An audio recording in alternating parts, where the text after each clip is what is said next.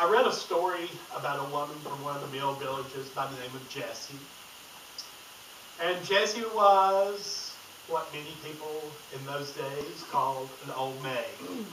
She had never married, and she lived in the small house that her parents had bought from the mill. The mills would come in, they would build the mill, then they would build a village around it, and then if you worked in the mill, you could purchase a home. They had a mill store, they had mill baseball teams. I mean, the mill was your community, it was your village, it was how you grew up. And so Jessie lived in the house that she grew up in, but she had retired from the mill. She worked in the mill her entire life, and she was at retirement, living on pension and Social Security. But Miss Jessie was kind of a proud woman, and like many women in the South, every Friday she went to the beauty shop. Now here in the South, we have beauty shops. We don't have beauty salons. And many times the beauty shop was in someone's home. And you would go and get your hair washed and rolled, and you would sit under the dryer, and then they would comb it out and tease it. And the rest of the week you wrapped it in toilet paper and a nightcap so that you didn't get your hair messed up till you went to the beauty shop the next Friday. Well, on every Friday, Miss Jessie went to the beauty shop, and after the beauty shop, she went to the grocery store. And while she was at the grocery store getting her groceries, she'd always buy things that she could either make cookies or a pound cake for the neighborhood children that would come by and help her. And she always had a bag of hard candy. Whether it was peppermint disc or spearmint or butterscotch, she always had hard candy in the house. And anytime the kids came over, she would give them a piece of candy. She was also a very faithful member of her church, the neighborhood church. Back then, we all went to neighborhood churches. A lot of times you could even walk to church. And in the mill village, you always had a Baptist church, a Methodist church, and a Pentecostal kind of church. If you wanted anything other than that, if you were a Lutheran or a Catholic or Episcopalian, which you probably weren't if you lived in the mill village, but if you were, you had to drive out to the other places, downtown, to go to one of those high churches. And Miss Jessie was at her neighborhood church every time the doors were open. You knew it was Southern Baptist because she was there every Sunday morning, every Sunday night, every Wednesday night, every circle meeting, every revival. She was always there. And Miss Jessie took pride not only in herself, but in her house. She kept her house clean and neat, and the grass cut, and the hedges trimmed. And she knew that time had taken its toll on her mill house, and it wasn't quite as up to date as it should have been, but she had done what she could do. And one Friday, she was leaving to go to the beauty shop, and she stepped on a board on the front porch, and it gave way and broke. She fell and broke her hip.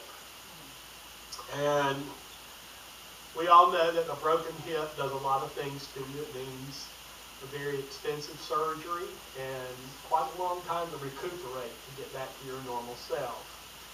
And here was Miss Jessie, the last living member of her family. She lived alone, no family, but she did have her church, and that church made sure that she was cared for. The circle ladies made sure that she had breakfast, lunch, and dinner each day.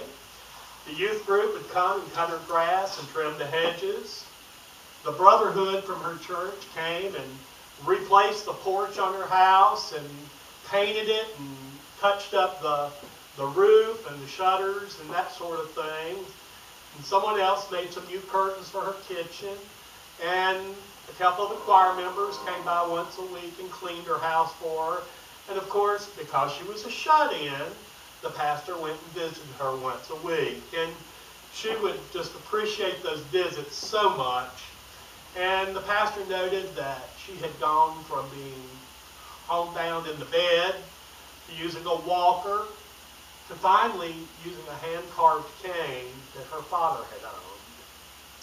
And one day he came to visit with Miss Jessie, and she was sitting on the front porch shelling some Crowder peas, and she sat there and talked with him, and she told him how grateful she was about her church family and how much they had done for her while she was recuperating.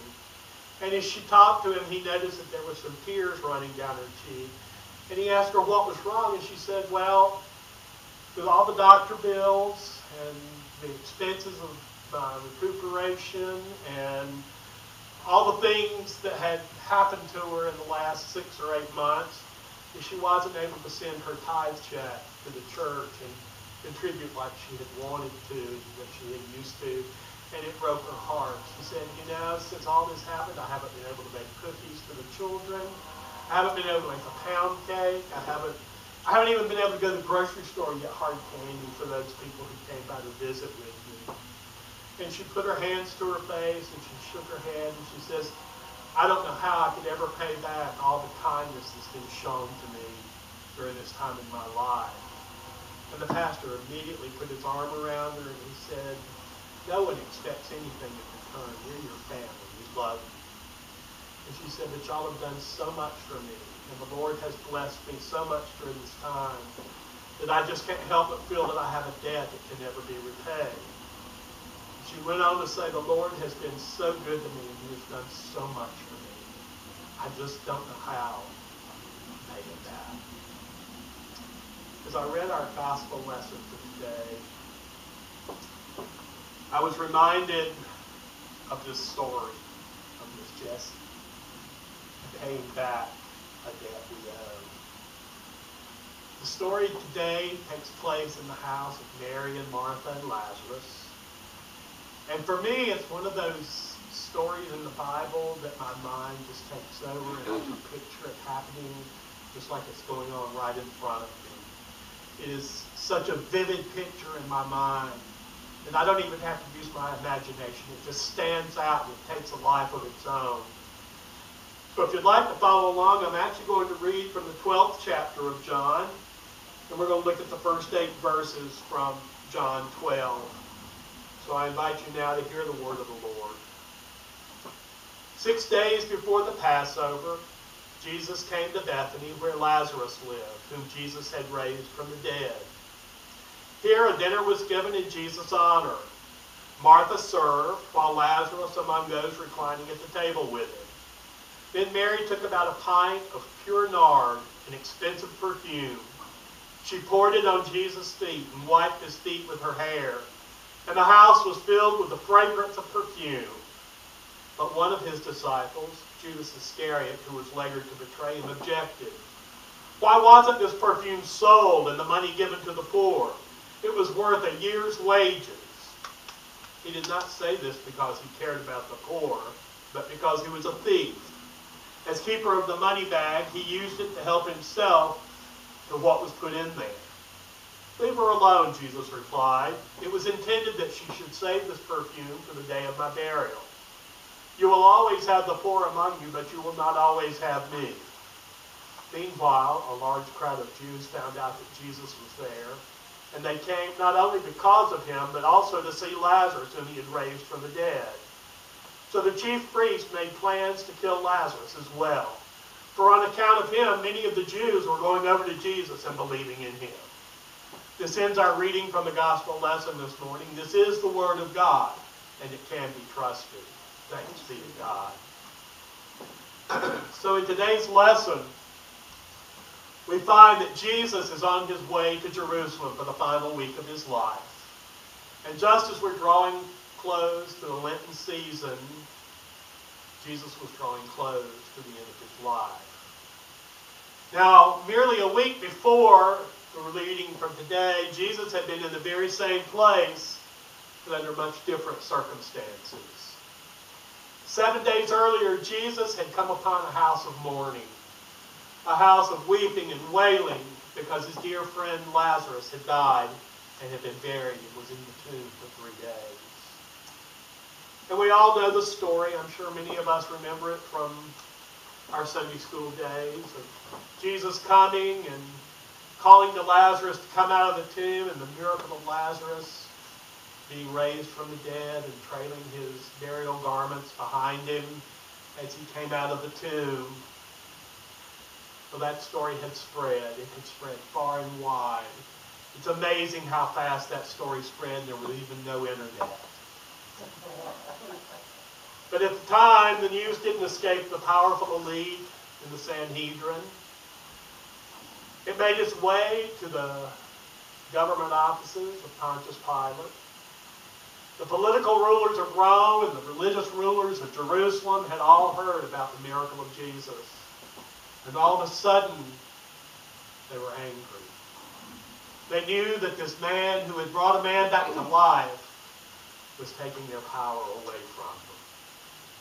And so they put a price on Jesus' head. But Jesus knew what he was going to be facing. So now he comes to the home of his friends in Bethany, and he enjoys some table fellowship and some time of sharing and just some downtime before he faces his final week on this earth. While they rested after one of Martha's remarkable meals as usual, Mary came into the room with a very expensive bottle of perfume. She poured it on Jesus' feet, and she wiped them dry with her hair. You know, in these verses, a lot happens. A lot of action happens in these 8 verses. And some things that happened in these verses should have caused quite a commotion. Not her use of the perfume, but the other things that Mary did. First of all, she walks into the room with her hair down. An unheard of thing in Jewish culture. Unless you were just in the presence of your husband, you never wore your hair down. It was always up. Only the harlots wore their hair down. No upstanding Jewish woman would ever be seen in the presence of any man except her husband with her hair down. Secondly, she touched Jesus' feet. Another thing that was scandalous. For a woman to touch a man that wasn't her husband was bad enough, but the fact that she touched his feet was even worse. If you weren't a servant or a slave, you were not allowed to touch another man's feet except your husband. And finally, after she's poured extensive perfume upon his feet, she wipes them dry with her hair.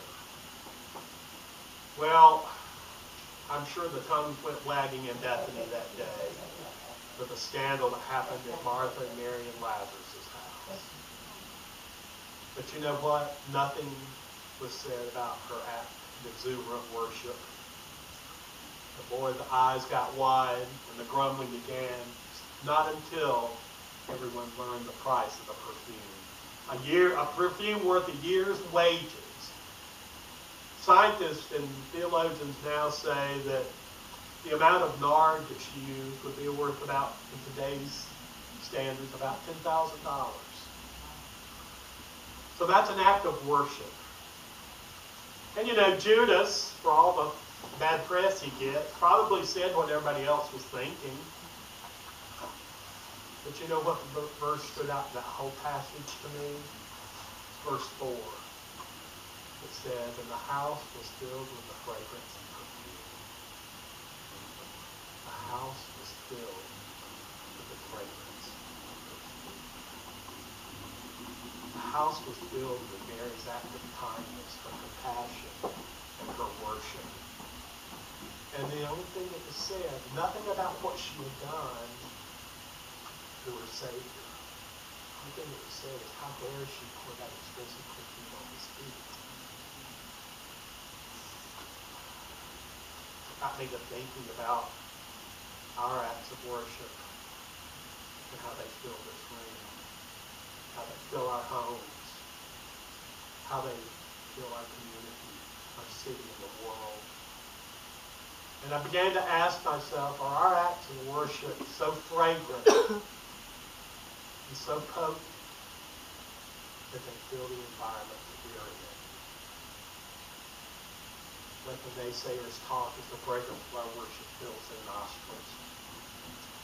Let our worship be so extravagant that the eyes will turn, hearts will melt to simply know that they have been in the presence of someone who worships the Almighty God and what He's done for us.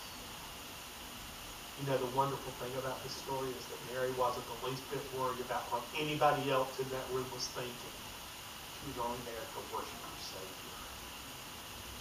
Her focus was on Jesus and pouring her heart out in worship.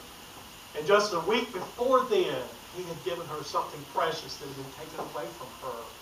Her poor brother Lazarus had died. And Jesus restored him to life and gave her back something she lost. So what did she do? She threw out rigid legalism. And she gave back to Jesus the most wonderful gift that she had.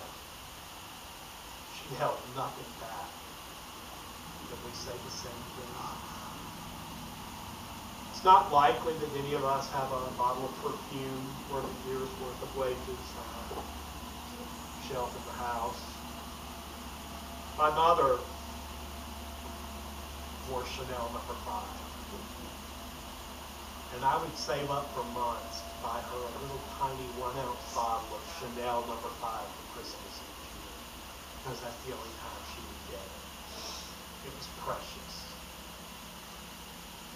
So we may not have a perfume sitting on our shelf, but we all have something that's valuable to us. So the question for all of us this morning, the question that we've asked ourselves throughout this season of Lent, where we reflect and ask ourselves questions, hard questions, is what are we willing to sacrifice in order to worship with our whole heart? What precious thing or things are we willing to part with in order to fill the room that we're in with the precious fragrance of worship? Maybe it's financial, maybe it's time, maybe it's talents. Some of us might need to pour out that bottle of unforgiving heart or bitter spirit and watch it turn into a fragrant offering as it covers Jesus' feet. Maybe our tears need to fall as we take our hair and wipe his feet dry. What are we truly willing to lay at the feet of Jesus in our acts of unbridled worship? Perhaps we've been holding on to a bottle of compassion or a special bottle of kindness that we need to uncork and allow that fragrance to fill the room. Maybe we've been saving and holding back something so precious to us that to let it go would be what frees us to worship with abandon. You know, some of us treasure our anger or our guilt in such a way that we can't worship wholly until we let it go and let the tears wash over Jesus' feet. What's holding us back from giving ourselves totally to the one who has done so much for us? What will it take for us to unleash the power that it holds over us and worship in the freedom that Jesus Christ bought with his own life's blood? As Paul Harvey was fond of saying, and now for the rest of the story. Eventually, Miss Jessie passed away, and her little neighborhood church was filled to overflowing at her funeral with all those folks who had loved her and cared for her over the years. And the little Mill Village church was filled with beautiful flowers, so many flowers, that it filled that church with the fragrance and the aroma of love. It was a wonderful day as friend after friend, acquaintance after acquaintance, loved one after loved one stood at the pulpit and told about how kind and strong Miss Jessie was and how she touched their lives. Some thought how insignificant, but she did it out of love. About a week after the funeral, an attorney called the pastor of the church and asked him to be present when Miss Jessie's will was read. And in her will, Miss Jessie left a small fortune to be administered by the church. Over the course of the years, in that neighborhood, in that little mill village, a new park with playground equipment was placed in honor of Miss Jessie. Over the course of the years, a sizable sum was sent to missionaries on the farm and home fields, places that she had only seen in slideshows on Wednesday nights. The church's kitchen was expanding so that they could feed the homeless. Money was set aside and a prison ministry begun, and Bibles were given to every prisoner that needed one. A senior center was built for those people who had lost their loved ones, and would have a place to gather and talk with each other and talk about the good old days. Even today, I'm sure there's still programs going on in honor of Miss Jessie. As she told the pastor that day on the front porch, my God has done so much for me. How could I ever repay all the love and blessings that he and this church have given to me? We're all going to leave a legacy of worship. The kind of legacy that we leave is all up to us. We each will decide what our legacy will be when we're no longer walking this earth. He has done so much for us. The question I leave us all with this morning is, what will we do in our world to fill it with the fragrance